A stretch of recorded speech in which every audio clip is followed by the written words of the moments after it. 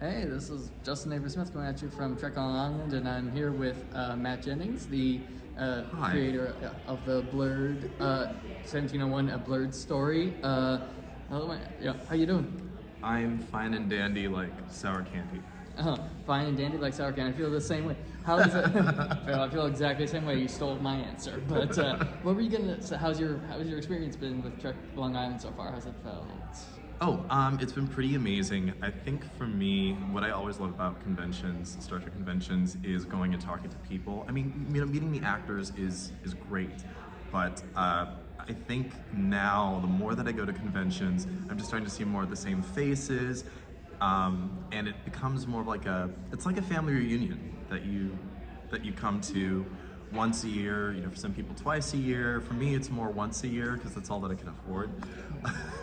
But it's always about connecting with the people that are there. That's the most important part for me.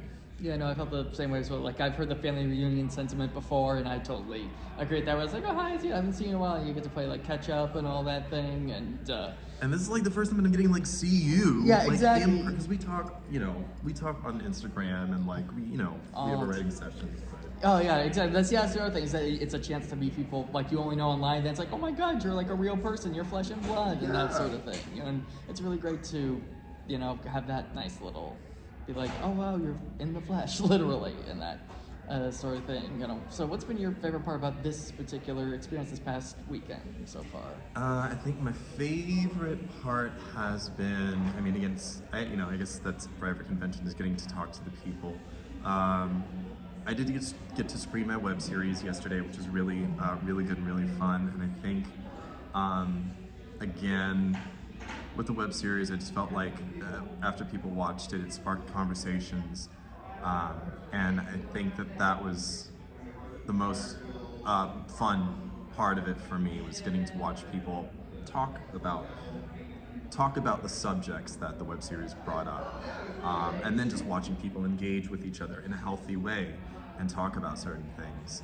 And on a bigger note, again, getting to talk to people at conventions, it's more of the same thing. And I guess that's been my favorite part of it so far. And also, I think getting to do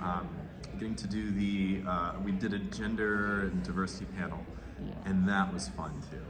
Yeah, as someone who was both at the Blurred 1701 screening last night, I could say with web series, you've been doing what Star Trek has been doing since literally the 60s, which is creating art, creating these stories that have sparked wider conversations about deeper issues that have plagued our society for God knows how long at this point, but which I think is very much carrying on that mantle of Trek. And same thing like with I was also at the sci-fi and gender panel as well, and it's been that exact same thing. I think you've been carrying on that legacy very well.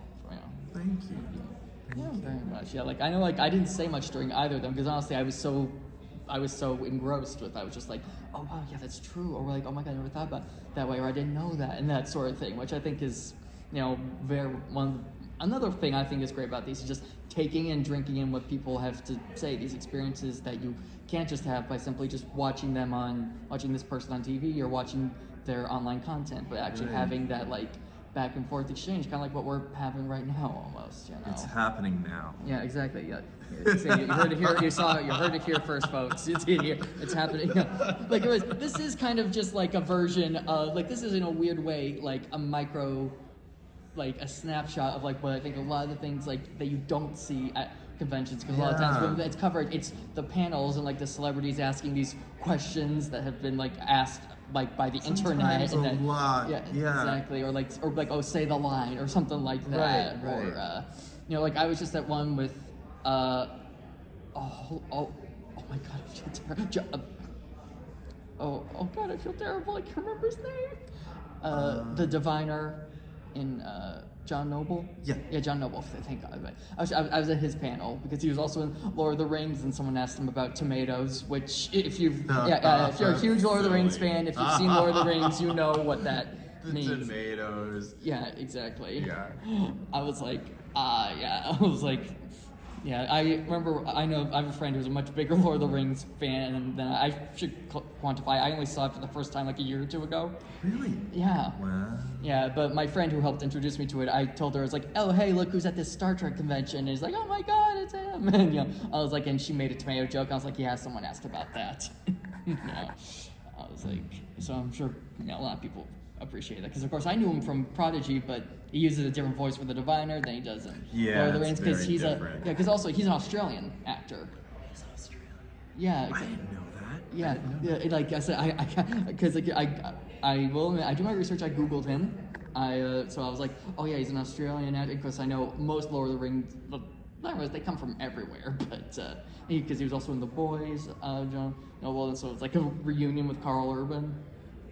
With that, which that was all very nice. That was like very. Yeah, that's that true. was, I didn't think of it that way, but that's very true. Yeah, it's just these things you don't think about. Where like we were talking earlier about like the 6 degrees of Kevin Bacon of it all, where it's like Will Wheaton was in Stand By Me with Jerry O'Connell, who's like Ransom on Lower Decks, and is married to Rebecca Romaine, who's Una on Strange New Worlds, and it's all like. And X-Men came up a lot in the sci-fi gender panel. Yes, it did. Yeah. It did. From Alex Steele, he plays F8 in Star Trek Picard. Yeah, definitely. Yeah, who's now writing a horror script? I heard. You know, Yeah. which I thought was pretty cool. I was Yeah. like, oh wow, yeah, we love. Because we're both writers, so we were like, ooh. So anyone says, well, we're writing sci-fi, it's like, ooh, Yeah, our it's ears juicy. perk up. Yeah, it's like, like, you do that? Oh, I do that too. Then it becomes like this, like we just like, we all go around it. It's like, it's like seagulls on a whale carcass, I guess you could say, or something like that. Well, any closing statements, sentiments, thoughts you want to leave the people on? Write your stories. There is a mic here. Yeah, I literally, this is the first time I'm using this outside of like test 1 2 3.